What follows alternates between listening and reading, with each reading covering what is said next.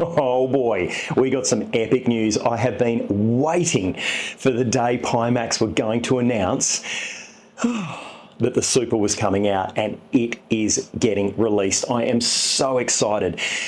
I really think this is going to be that generational leap forward that we've been after. The incredible colours of those panels, an increased field of view, yes to the VR gods. We've been hanging for that. There's a few other headsets on the market that have expanded that FOV slightly to that sort of 120-degree field of view horizontal, but man, those headsets are astronomical in price, and I've got to be honest, I just don't feel like they're enough of a leap forward for me to make that jump. But honestly, the Pimax Crystal Super is insane. I am so excited to try the headset out. It's a slightly different form factor, which I'm happy about. It's looking more compact, certainly from the pictures and what we saw in videos of people with that on their head. I'll put some links to those videos in various places. Man, I'm really excited for that headset. I really think this is going to be that leap forward that we've all been waiting for. Plus, let's not forget about the new Pimax Prime. Now, this is really cool.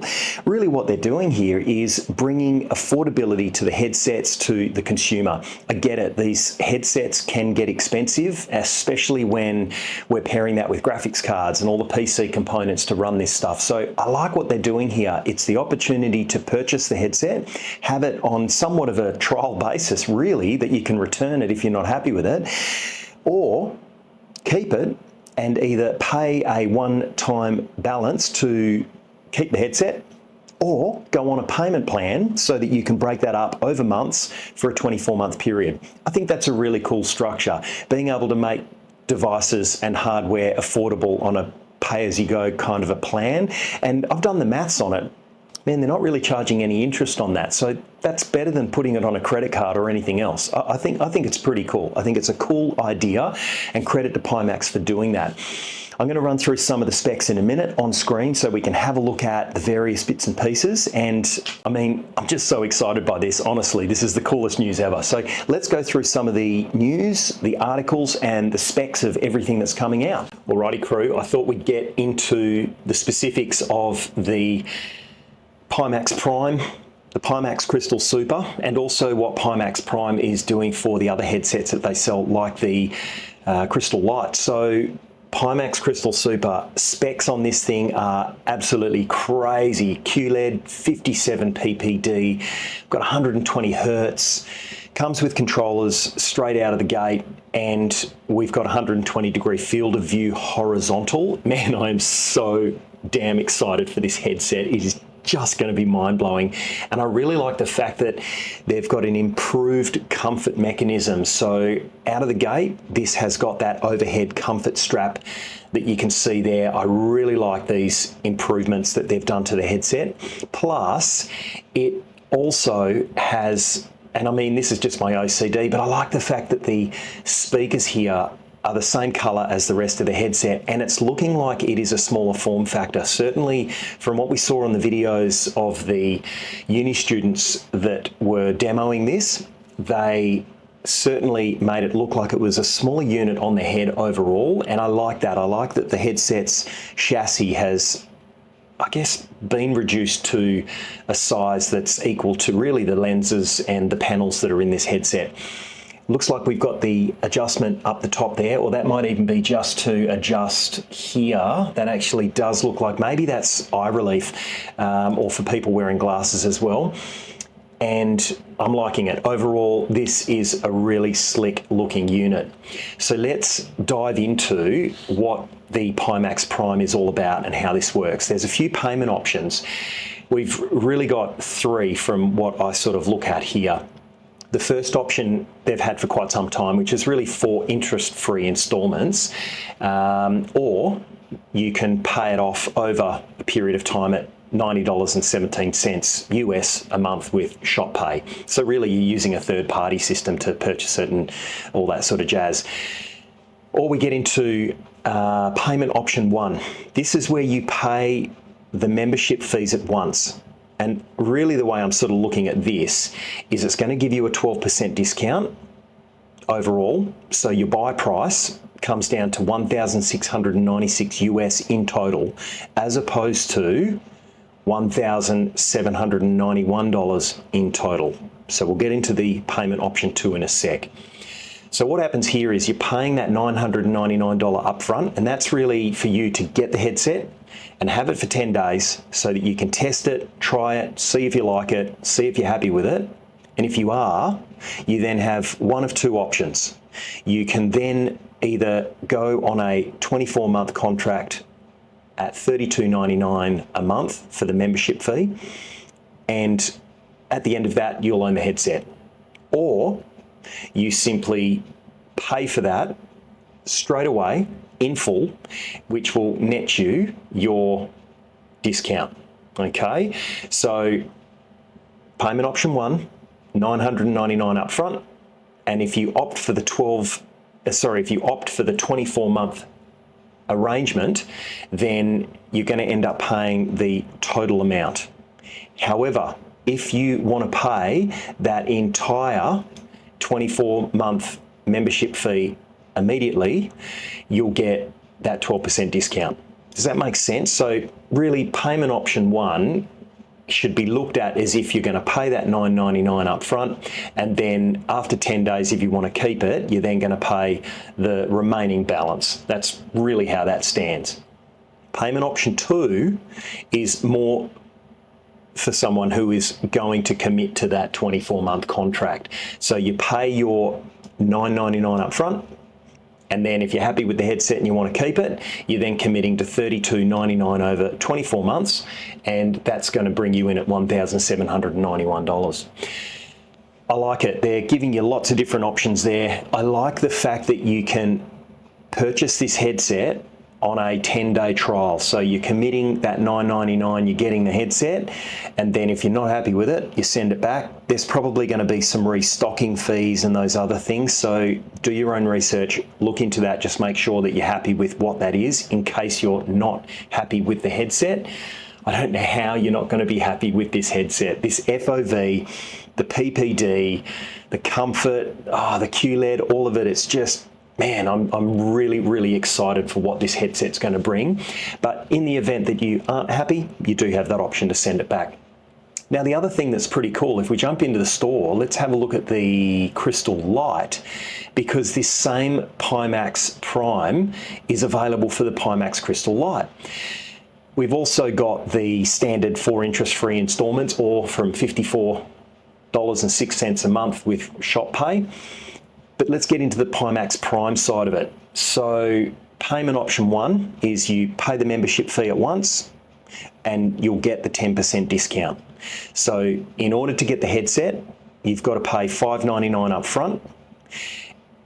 That gets you the headset to your door, and then you can try the headset to make sure that you're happy with it. Now, there might be shipping and other stuff on top of that, so just keep that in mind. But $599 will get it to your door plus shipping, and then if you're happy with it, after 10 days, you're then paying that $11.99 membership in full at once, which will net you that discount. So in essence, you've bought the headset for $858 US. Payment option 2 is where you pay the $599 up front plus shipping, get the headset, and then after 10 days, if you're happy and you want to keep it, you're then going to be committing to a 24-month term at $11.99 US, which will bring you in at $886. So you've got some options for either the Pimax Crystal Lite or for the new Pimax Crystal Super. Man, I'm super pumped. Please let me know in the comments, are you going to be committing to either of these headsets? What are your thoughts on the new Pimax Crystal Super? And we'll just have a quick look there. They have actually stated that people that had pre-ordered or put themselves down on the wait list there, basically can turn that into a pre-order. So if we have a look here, we're excited to announce that customers who have reserved the Crystal Super earlier this year can now turn this into a pre-order. The first limited batch will begin shipping in January 2025. Here are the details regarding the shipping process and payment terms. So if we scroll down on that page, we'll see shipping priorities. As long as you pre-order before December 25th, So look, I mean, they are getting better at being upfront about the shipping priorities, the shipping areas. They've got much better exposure now into lots of different countries where they've got stock stored and shipments should hopefully flow quicker. We've got upgrade here for, so what do we got? Pimax Crystal OG owners are eligible for the $3.99 upgrade benefit, which will be applied towards membership fees. This discount can be applied to a one-time payment or spread over 24 months. So we've got options there. Exclusive early supporter rewards. Customers who pay the $9.99 upfront fee will receive a free DMAS with their Crystal Super, available in limited quantities. And early supporter locations are located in, and they're the areas. And then the refunds policy. If you choose to cancel after paying the $9.99 fee, you are eligible for a full refund, subject to any payments or credit card processing fees as per third-party rules. That's pretty good. I dare say you might have to pay shipping for it to get back, so keep that in mind. And of course, you're going to lose the money on it being shipped to you, I dare say. But yeah, Pimax Prime, I think, is pretty cool. It's a new way of getting headsets like this into owners' hands and giving you the opportunity to try it out before you commit to the headset. All right, well, we're going to round this video out with a little cheeky fly. We're taking off from Wyndham, and unfortunately we are in Flight Simulator 2020. I had intended it in being in Flight Sim 2024, but there is a massive issue at the moment, and I can only put it down to the frame rate. And it doesn't matter if I'm in VR or in Pancake, but in FS 2024, the SRS Studio software feeding the telemetry to the motion rig is so jittery, it's violent. If I can get the frames up over about 60 or 70 FPS, it's buttery smooth, and I only have the odd little glitch. So I can only put that down to being an issue with Microsoft Flight Simulator. I'm going to reach out to the team at SRS Studio and see what their thoughts are on it.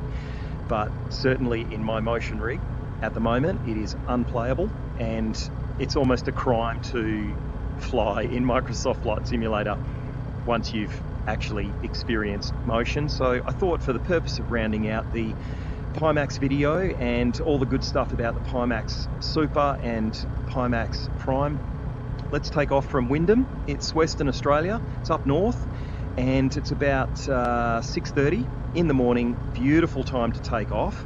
So let's quickly radio ATC. We'll just give them some, we don't have ATC traffic, and let them know we're departing runway 12. Traffic, 3 Mike Bravo, departing runway 12. All right, so what do we need here? We've got half flaps, park brake is off. Just make sure our rudder is happy, and right, let's get some throttle on. This one always likes to pull to the left a little bit, so we'll see if we can't get her. Oh, made a liar out of me. And we are up, not too bad. And flaps up. We're just going to bank to the left here, make our way just up over the escarpment and over some salt beds. So I'm going to be flying all the way to Kununurra. I'm not going to take you all the way on that journey. I may do it at a later point, but there's some pretty cool bush trips in FS 2020, and if you're into that sort of flying, just got one out that is taking off from Derby and flying the coast all the way to Kununurra. I'm actually thinking of doing that as a full video and filming the whole trip and putting in all the cool little stops along the way. I've actually lived in Derby, lived in Kununurra, and used to ride my motorbike to Wyndham semi-regularly, so I know the area pretty well. And the country, the landscape, especially at this time of the day, is just incredible. It really is a beautiful, beautiful sight, and just the light reflections coming through there are just beautiful. It's a really, really incredible time of the morning to fly, and the scenery just, man, it at times it literally looks one-to-one realistic. Yeah, a bit of a shame about Flight Sim 2024. If you feel like it, put in the comments, not just about the Pimax Crystal Super launch and release, but also the dismal shame that is 2024. I'm sure it'll get there in the end. I mean, gosh, we all remember when 2020 released, it was pretty bad. It was unplayable. But we got there in the end, and now it is a pretty well-refined flight sim. And man, I agree with VR Flight Sim guys' first sort of take on it, where, you know, are you going to switch to 2024 or are you going to continue playing 2020? I can absolutely categorically assure you I'll be continuing to play Microsoft 2020, making content on it, and yeah, it's definitely where my time is going to be spent until Asobo can get it sorted out, which I'm sure they will. So anyway, hope you enjoyed the video. Don't forget, like and subscribe, share it with all your crazy friends, and I'll see you guys in the next video.